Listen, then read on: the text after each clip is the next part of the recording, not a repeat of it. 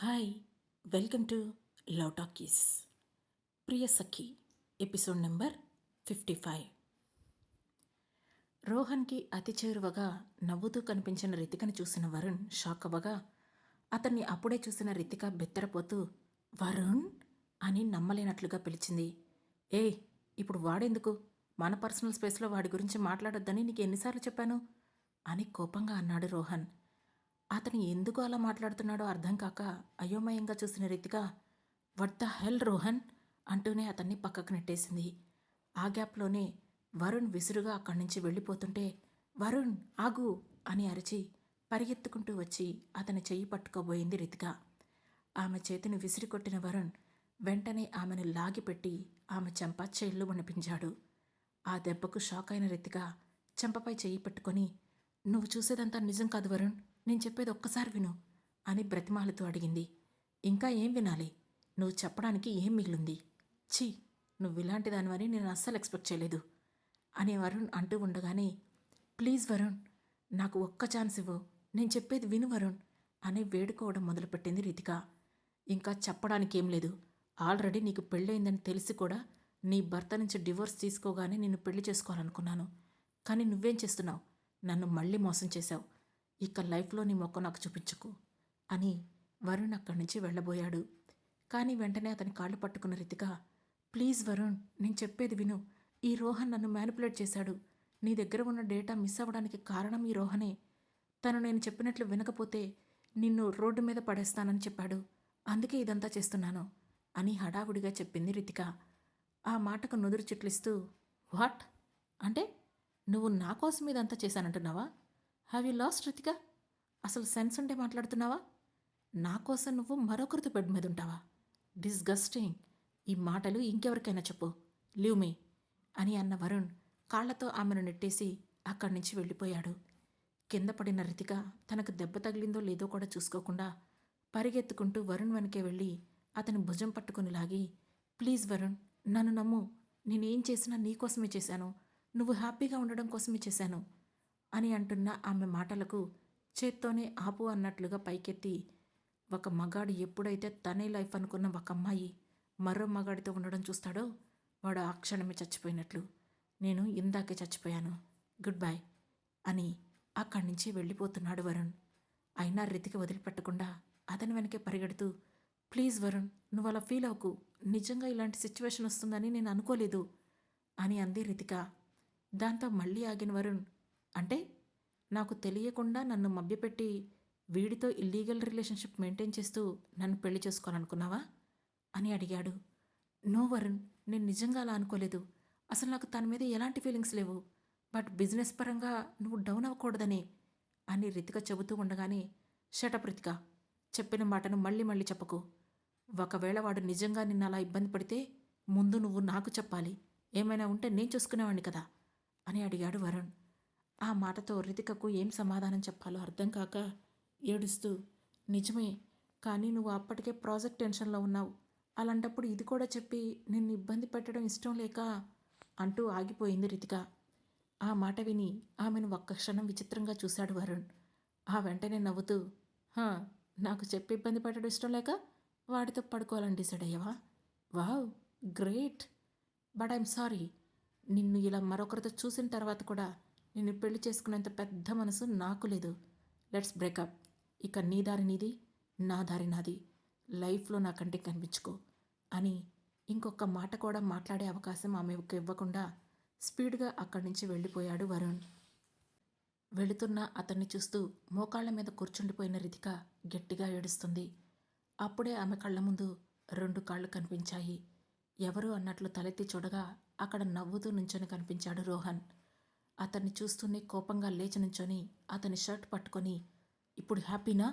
నా లైఫ్ అంతా స్పాయిల్ చేసేసావు కదా యూ డెవిల్ అంటూ అతని చెంపపై కొట్టబోయింది రితిక. వెంటనే ఆమె చెయ్యి పట్టుకొని ఆపిన రోహన్ అందరి జీవితాలు నాశనం చేసేసి నువ్వు మాత్రం హ్యాపీగా ఎంజాయ్ చేయాలనుకుంటున్నావు కదా రితిక. ఇప్పుడు నీ లవ్ స్పాయిల్ అయితే అంత బాధగా ఉందా? అయినా నువ్వంటే ఆ వరుణ్కి చాలా ఇష్టం కదా. మరి జస్ట్ ఇలా వేరొకరితో బెడ్ మీద కనిపిస్తేనే వాడు నిన్ను అలా అనుమానించి వదిలేశాడేంటి? అసలు వాడు నిన్ను నిజంగా లవ్ చేశాడా లేదా అని కళ్ళెగరేసి హేళనగా నవ్వుతూ అడిగాడు రోహన్. కాబోయే భార్య మరొకరితో కనిపిస్తే ఎవడైనా అలానే చేస్తాడు. ఇందులో అతని తప్పేముంది అని అంది రితిక. ఓ, అతని తప్పు లేదంటే నువ్వు తప్పు చేశావని ఒప్పుకుంటున్నావా అని వంకరగా నవ్వాడు రోహన్. నేను చెయ్యలేదు, నువ్వే ఇలా ప్లాన్ చేశావు. నీ వల్ల ఇదంతా జరిగింది. అసలు ఎందుకు ఇలా చేశావు? నా వెంట ఎందుకు పడ్డావు? నన్ను వరుణ్ణి ఎందుకు దూరం చేశావు? కమాన్ టెల్ మీ అని ఆవేశంగా అతన్ని నిలదీసింది రితిక. ఆ ప్రశ్నకు నవ్వుతూ, పర్లేదే, తెలివైన దానివే. ఎస్, ఇదంతా నేను వాంటెడ్గానే చేశాను. టిట్ ఫర్ టాట్ అని చెప్పాడు రోహన్. ఆ మాటతో షాక్ అవుతూ చూసిన Ritika, what are you talking? Tit for tat ఏంటి? అసలు నీ విషయంలో నేనేం తప్పుగా చేశాను అని అడుగుతున్న ఆమె కళ్ళ ముందు తన మొబైల్ ఫోన్ ఓపెన్ చేసి పెట్టాడు రోహన్. అందులో కనిపించిన దృశ్యం చూసిన రితికకు ఇక నోట మాట రాలేదు. దాంతో షాక్తో అలానే చూస్తూ ఉండిపోయింది. మరోవైపు అక్షర నిద్రలేచేసరికి ఆల్మోస్ట్ మిట్ట మధ్యాహ్నం అవుతోంది. లేస్తూనే తల పట్టుకొని కళ్ళు మూసుకొని, ఓ గాడ్, హెడేక్గా ఉంది అనుకుంటూ అలాగే కూర్చుండిపోయింది అక్షర. వెంటనే ఆమె ముందు వేడి కాఫీ కప్ పెట్టాడు విక్రమ్.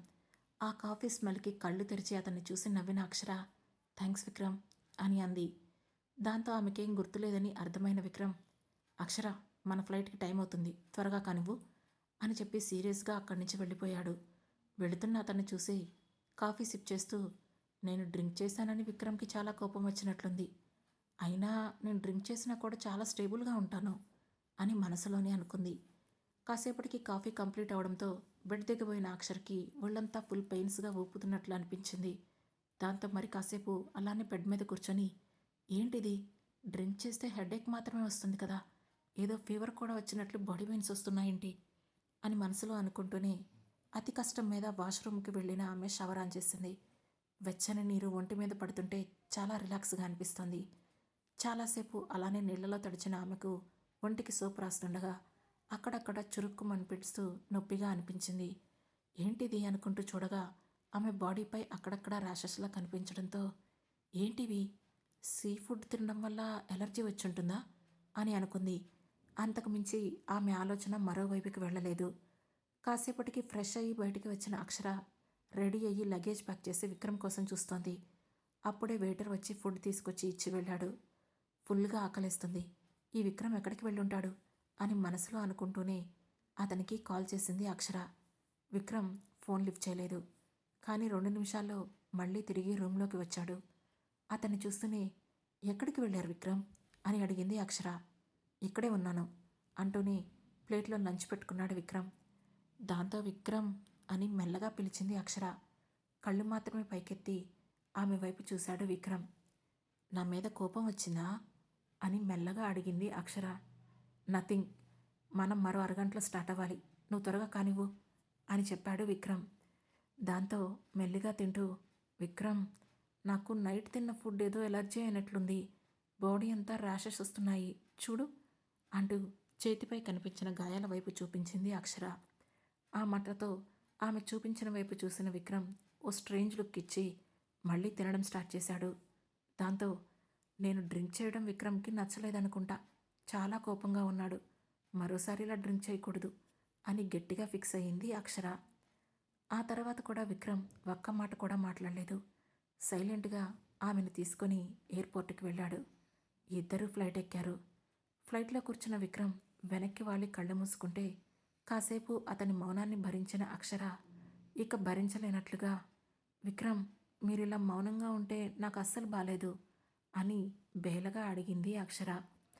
ఆ మాటతో కళ్ళు తెరిచి ఆమె వైపు చూశాడు విక్రమ్. చెవులు 2 చేతులతో పట్టుకొని, నైట్ నేను ఓవర్గా డ్రింక్ చేశానని ఒప్పుకుంటున్నాను, ఐఎమ్ సారీ, ఇంకెప్పుడు అలా డ్రింక్ చేయను అని చెప్పింది అక్షర. ఆ మాటతో ఆమె చేతులను కిందకి తీసేసిన విక్రమ్, అదేం లేదు అక్షర, నైట్ డ్రింక్ చేశాను కదా, దానివల్ల నాకు కూడా హెడేక్గా ఉంది, అందుకే సైలెంట్గా ఉన్నాను అంతే అని చెప్పాడు విక్రమ్. ఓ, అంతేనా, ఓకే, కానీ నిన్న నైట్ అసలు డ్రింక్ చేసిన తర్వాత ఏం జరిగిందో నాకు గుర్తులేదు విక్రమ్, నన్ను నువ్వే రూమ్కి తీసుకొచ్చావా అని క్యూరియస్గా అడిగింది అక్షర. అవును అన్నాడు విక్రమ్. అక్షర మళ్ళీ ఇంకేదో మాట్లాడబోతుంటే, Akshara, don't mind, I need rest అని కళ్ళకు మాస్క్ వేసుకొని కళ్ళు మూసుకున్నాడు విక్రమ్.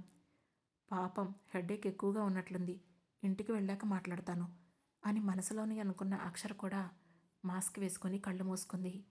క్షణాల్లోనే ఆమె నిద్రలోకి జారుకోవడంతో పాటు పక్కనే ఉన్న విక్రమ్ భుజంపై వాలిపోయింది. దాంతో కళ్ళకున్న మాస్క్ తీసేసి ఆమె వైపు చూశాడు విక్రమ్. ఏ కల్మషం లేకుండా పసిపిల్లలా కనిపిస్తున్న ఆమె ముఖం చూస్తూ, ఐఎమ్ సారీ అక్షర. జరిగిన దాంట్లో ఇద్దరి ప్రమేయం లేకపోయినా రాత్రి ఏం జరిగిందో నేను నీకు చెప్పలేకపోతున్నాను. నిజానికి నేను గిల్ట్గా, అన్కంఫర్ట్గా ఫీల్ అవుతున్నాను అని బాధపడుతూనే ఆమె తలపై అప్రయత్నంగా కిస్ చేశాడు విక్రమ్. అలా వాళ్ళ ప్రయాణం తిరిగి హైదరాబాద్కి కొనసాగింది. మరోవైపు నందినికి అప్పుడే కాస్త ఫీవర్ తగ్గుతూ ఉండడంతో ఆమె ఎప్పుడు లేస్తుందా అని బెడ్ పక్కనే కూర్చొని ఎదురు చూస్తున్నాడు ధీరజ్. ఇంతలో మెల్లగా కళ్ళు తెరిచింది నందిని. ఆమెకి ఎదురుగా ధీరజ్ కనిపించడంతో ఉలిక్కిపడి పైకి లేవబోయేది కాస్త టక్కున ఆగిపోయింది. ఇప్పుడు ఎలా ఉంది నందు అని అడిగాడు ధీరజ్. కొంచెం నీరసంగా ఉంది ధీరజ్, బట్ ఓకే, నేను ఫ్రెష్ అయ్యి వస్తాను, మనం ఆఫీస్కి వెళ్దాం అంటూ బెడ్ దిగబోయింది నందు. అక్కర్లేదు, నీ హెల్త్ అస్సలు బాలేదు, ఈరోజు ఇంట్లోనే రెస్ట్ తీసుకో అని చెప్పిన ధీరజ్, మమ్మీ నందు కోసం సూప్ తీసుకురా అని రూమ్లో నుంచే చెప్పాడు. ఇంతలో నందు వాష్రూమ్కి లేవడానికి పైకి లేచింది. వద్దని చెప్పాను కదా, మళ్ళీ ఎక్కడికి లేస్తున్నావు అని అడిగాడు ధీరజ్. వాష్రూమ్కి వెళ్తున్నా ధీరజ్ అని నీరసంగా చెప్పిన నందు ఓపిక లేక గోడను పట్టుకొని నడుస్తుంటే వెంటనే ఆమెను ఎత్తుకొని వాష్రూమ్లో దించేశాడు ధీరజ్. ఆ తర్వాత బ్రష్ మీద పేస్ట్ వేసి ఇచ్చిన అతను, త్వరగా ఫ్రెష్ అయ్యిరా అని బయటికి వచ్చి డోర్ క్లోజ్ చేశాడు. 10 నిమిషాలకు నందు బయటికి రావడంతో మళ్ళీ ఆమెను ఎత్తుకొని వచ్చి బెడ్ మీద దింపాడు. ఇంతలో జీవిత వేడివేడి సూప్ తీసుకొచ్చి ఇచ్చి బయటికి వెళ్ళింది. అది సిప్ చేస్తూ అప్రయత్నంగా ధీరజ్ వైపు చూసింది నందిని. అతను ఆమెనే చూస్తున్నాడు. ఏంటలా చూస్తున్నావు ధీరజ్ అని అడిగింది నందిని. నథింగ్, ఇంతకీ ఫీవర్ ఎందుకు వచ్చింది నీకు అని అడిగాడు ధీరజ్. అది నేనెలా చెప్పగలను అని అంది నందిని. దాంతో ధీరజ్ కొంచెం విసుగ్గా, చూడు నందు, నేను నీకు ముందు నుండి చెబుతున్నాను, ఇలాంటివన్నీ జరుగుతాయని నాకు దూరంగా ఉండమని చెప్పాను కదా అని కోపంగా చెప్పాడు ధీరజ్. ఆ మాటతో అయోమయంగా అతన్ని చూస్తూ, అసలు నువ్వేమంటున్నావు ధీరజ్, ఎందుకు ఇప్పుడు నన్ను మళ్ళీ దూరంగా ఉండమంటున్నావు అని అడిగింది నందిని. నిన్న నాకు పెయిన్ రావడం చూసే కదా నువ్వు భయపడి ఫీవర్ తెచ్చుకున్నావు. నాకు అలాంటి హెల్త్ ఇష్యూస్ చాలానే ఉన్నాయి, అందుకే నాకు దూరంగా ఉండు అని చెబుతున్నాను. ఇక ఎంత చెప్పినా నువ్వు వినేలా లేవు, కానీ నేను నీకోసం ఒక మంచి అబ్బాయిని చూస్తాను, అతన్ని పెళ్లి చేసుకొని వెళ్ళు అని చెబుతున్నా అతని మాట పూర్తవ్వకముందే చేతిలో ఉన్న సూప్ బౌల్ను ఎత్తి నేలకేసి కొట్టింది నందిని. దాంతో అతను షాక్ అవుతూ లేచి నుంచున్నాడు ధీరజ్. నందిని కూడా కూర్చున్న చోటు నుంచి లేచి కోపంగా అతని దగ్గరకు వెళ్ళి అతని షర్ట్ కాలర్ పట్టుకొని, ఈ రోజుల్లో తలనొప్పి రాకుండా హెల్త్ ఇష్యూస్ లేకుండా ఎవ్వరూ లేరు, దానికే నన్ను దూరంగా ఉండమని చెప్పడమే కాకుండా మరొకరిని పెళ్లి చేసుకొని ఉచిత సలహా ఇస్తావా? అసలు నేను వేరే వాడిని పెళ్లి చేసుకోవడం ఏంటి? పెళ్ళంటూ చేసుకుంటే నిన్నే చేసుకుంటాను, లేదంటే ఇలాగే ఖాళీగా ఉంటాను అని ఆవేశంగా అరుస్తోంది. అప్పటికే బౌల్ కింద పడిన శబ్దం విని పరుగున అక్కడికి వచ్చిన జీవిత, ఏంటి నందు, ఏమైంది అంటూ వాళ్ళ దగ్గరకు వచ్చి నందిని చేతులను వదిలించింది. అసలు మీ అబ్బాయికి నేను ఎలా కనిపిస్తున్నానంటీ? ప్రేమించినన్ని రోజులు ప్రేమించాడు, తర్వాతేమో అసహించుకుంటూ ద్వేషిస్తున్నాడు. ఇప్పుడిప్పుడే కాస్త బాగుంటున్నాడులే అనుకుంటే ఇప్పుడు మళ్ళీ నాకు మరో పెళ్లి చేస్తాడంట. అసలేమనాలి అతన్ని అని ఏడుస్తూనే అడిగింది నందిని. ఆ మాటకు జీవిత షాక్ అవుతూ, ఏం మాట్లాడుతున్నావు ధీరజ్, తనకు వేరే పెళ్లి చేయడమేంటి అని అడిగింది. ఎస్ మమ్మీ, తనకి నేను కరెక్ట్ కాదు, అలా అని అనాథలా వదిలేలేను కదా, సో తనకి పెళ్లి చేసేద్దాం అని అన్నాడు ధీరజ్. ఆ మాటతో అతని చెంపపై ఒక్కటి కొట్టిన నందిని, అవును, నేను అనాథనే, కావాలంటే లైఫ్ లాంగ్ అనాథగానే ఉంటాను, అంతేగాని ఇంకొకసారి మరొకరితో పెళ్ళి అంటే నేను చంపేస్తాను అని చెప్పి విసురుగా అక్కడి నుంచి బాల్కనీలోకి వెళ్ళింది. అదంతా చూసిన జీవిత కొడుకు వైపు విచిత్రంగా చూస్తూ, what's wrong with you Dheeraj, అసలు నువ్వేం ఆలోచిస్తున్నావు, నువ్వు ప్రేమించిన అమ్మాయికి మరొకరితో పెళ్లి చేయడం ఏంటి అని అడిగింది. దాంతో ధీరజ్ ఏం ఆన్సర్ చెప్పలేక, తల్లిని ఫేస్ చేయలేక, అక్కడ ఉండలేక గబగబా ఆఫీస్కి వెళ్ళిపోయాడు. చెరో దుక్కు వెళ్ళిన వాళ్ళిద్దరినీ చూస్తూ గాఢంగా నిట్టూర్చింది జీవిత. అదే సమయంలో దేవనగరిలోని మహల్లో ఆ రోజు ఆదికేశవ తన భార్య మాలినకు కూతురు విషతుకి వర్ధంతి కావడంతో అన్నదానాలు, వస్త్రదానాలు, పూజలు, యాగాలు చేయిస్తూ అక్కడంతా హడావుడిగా చేస్తున్నాడు. దాదాపు 10,000 మందికి అక్కడే అన్నదానం జరుగుతుంది. అక్కడ ఆదికేశవ్ కూడా నుంచొని వచ్చిన అందరినీ పలకరిస్తున్నాడు. సంవత్సరం మొత్తంలో ఈరోజే అతను డ్రింక్ చేయకుండా ఉంటాడు. అందరితో మాట్లాడుతున్న అతను సడన్గా తనెక్కడికి వెళ్ళింది అని పక్కనే ఉన్న తన మేనకోడలు స్నేహలతను అడిగాడు ఆదికేశవ. ఆ ప్రశ్నతో అతను శివాని గురించి అడుగుతున్నాడని అర్థం చేసుకున్న స్నేహలత తడబడుతూ, అది నాకు తెలియదు తాతయ్య, తను నాకు చెప్పలేదు అని అంది. నీ తమ్ముడికి తెలిసే ఉంటుంది, అతన్నడుగు అని సైగ చేశాడు ఆదికేశవ. దాంతో మెల్లగా తన పక్కనే ఉన్న తమ్ముడు రవీంద్ర వైపు వంగి, రే రవి, మామయ్య శివాని గురించి అడుగుతున్నారు అని చెప్పింది స్నేహలత. ఆ, అది చచ్చింది, వీళ్లతో పాటుగా దానికి కూడా దినం పెట్టమను అని కాస్త వెటకారంగా చెప్పాడు రవీంద్ర. ష్, మామయ్య వింటాడు అని అంది స్నేహలత. ఆ మాటతో పళ్ళు కొరుకుతూ, ఫ్రెండ్స్తో ట్రిప్కి వెళ్ళిందని చెప్పు అని అన్నాడు రవీంద్ర. అదే మాటను ఆదికేశవ్కు చెప్పింది స్నేహలత. ఆ మాట వినగానే కోపంగా ఆమె వైపు చూసిన ఆదికేశవ, దాని మీద అంత కోపం అందుకని ప్రతిరోజు నన్ను అడుగుతూ ఉంటారు కదా, చూసారా అది చేసే పనులు? ఈరోజు తన తల్లికి అక్కకు వర్ధంతని తెలిసి కూడా అలా ఎలా వెళ్ళిపోతుంది? రాని, దాని సంగతి చెప్తాను, రాను రాను అది చాలా ఎక్కువ చేస్తుంది అని ఆవేశంగా అన్నాడు. వెంటనే అతనికి మంచినీళ్ళు అందించి, మీరు ఆవేశపడకండి మామయ్య అంటూ అతన్ని కూల్చేసే ప్రయత్నం చేసింది స్నేహలత. ఇంతలో రవీంద్ర అక్కడికి కొద్ది దూరంలో ఉన్న పెద్ద మనుషుల వైపు చూసి మెల్లగా సైగ చేశాడు. దాంతో వాళ్ళందరూ చిన్నగా తలూపి అందరూ కట్టకట్టుకొని వచ్చి, నమస్కారం ఆదికేశవ్ గారు అని ఆదికేశవ్తో చెప్పారు. వాళ్లకు ప్రతి నమస్కారం చేసి, భోజనాలు చేశారా అని అడిగాడు ఆదికేశవ. చేశామండి, మీతో కొంచెం మాట్లాడాలి అని అన్నారు ఆ పెద్ద మనుషుల్లోని ఒక వ్యక్తి.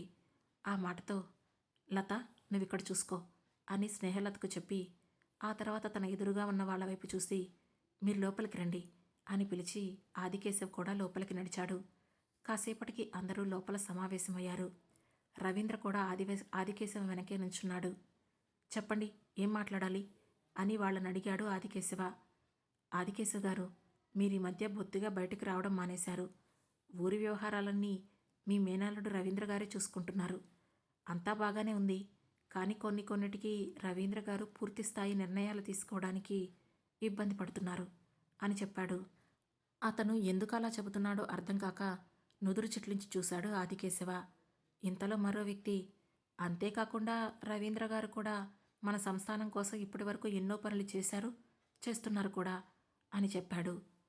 అవును, మీకు తెలుసో లేదో, మొన్న వాళ్ళ అమ్మగారికి మీరు పసుపు కుంకుమ కింద ఇచ్చిన పొలాన్ని పేదల కోసం పంచిపెట్టాడు అని చెప్పాడు మరో వ్యక్తి. ఇవన్నీ మీరిప్పుడు నాకెందుకు చెబుతున్నారు అని గంభీరంగా అడిగాడు ఆదికేశవ. ఏం లేదండి, మీరెలాగూ బయటికి రాలేకపోతున్నారు కాబట్టి మన సంస్థానానికి రాజుగా రవీంద్రబాబును నిర్ణయిస్తే మన సంస్థానం ఇంకా బాగుంటుందని మా అభిప్రాయం అని చెప్పాడు ముందు మాట్లాడిన పెద్ద మనిషి. అంతే, ఆ మాట విన్న ఆదికేశవ వెంటనే కోపంగా పైకి లేచి నుంచొని అందరి వైపు ఒక్క చూపు చూశాడు.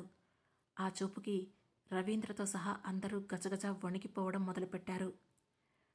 ఆ తర్వాత ఏం జరగబోతుంది తెలుసుకోవాలంటే వెంటనే మా లవ్ టాకీస్ ఛానల్ను సబ్స్క్రైబ్ చేసుకొని ప్రియసఖి సిరీస్లోని నెక్స్ట్ ఎపిసోడ్ను వినండి. మా ఈ కథలు మీకు నచ్చినట్లయితే లైక్ చేసి, షేర్ చేసి, కామెంట్ చేసి, హై పాయింట్స్ కూడా ఇచ్చి మమ్మల్ని సపోర్ట్ చేయండి. Thank you.